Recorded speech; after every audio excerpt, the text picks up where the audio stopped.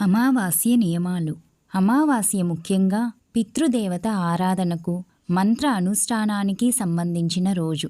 పితృదేవత తర్పణాలకు విశేషమైన రోజు. అమావాస్య రోజున తలస్నానం చేయాలి. తలంటు స్నానం చేయకూడదు.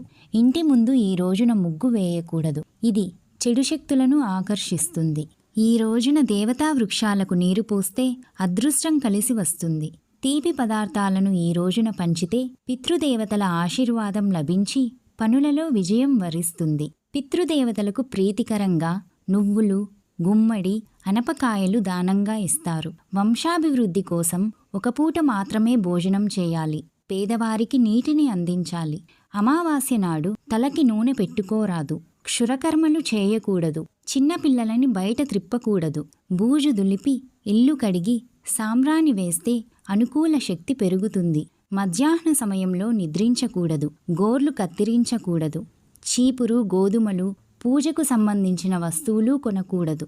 దేవుని గది ఈరోజు శుభ్రపరచకూడదు. రాత్రిపూట ఉపవాసం, వీలు కాని పక్షంలో అల్పాహారం చాలా మంచిది. కొత్త పనులు ప్రారంభించకూడదు. మొదలుపెట్టిన పనులు కొనసాగించవచ్చు. శుభకర్మలు చేయరాదు. శాంతి కర్మలు చేయవచ్చు. అన్నదానం, వస్త్రదానం అమావాస్య నాడు చేస్తే సమస్త గ్రహదోషాలను తొలగిస్తుంది. లక్ష్మీదేవి, కాళికాదేవి పూజలకు అత్యంత అనుకూలం అమావాస్య తిథి.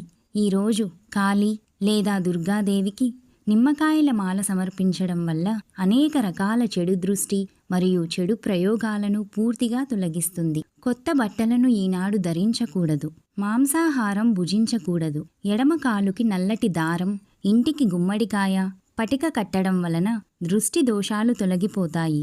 నానబెట్టిన నవధాన్యాలు లక్ష్మీదేవికి నైవేద్యంగా పెట్టి ఇంటి ప్రాంగణంలో చల్లి మొలకలు రప్పించి గోవుకి పెడితే ఆర్థిక స్థితి మెరుగుపడుతుంది. రాగి చెంబులోని నీటిని సూర్యునికి అర్ఘ్యంగా సమర్పిస్తే సకల శుభాలు కలుగుతాయి. రావి చెట్టు మొదట్లో ఆవ నూనెతో 8 వత్తుల దీపం వెలిగిస్తే పితృశాపాలు సైతం తొలగిపోతాయి. తద్వారా జీవితంలో అభివృద్ధి దిశగా అడుగులు వేస్తారు.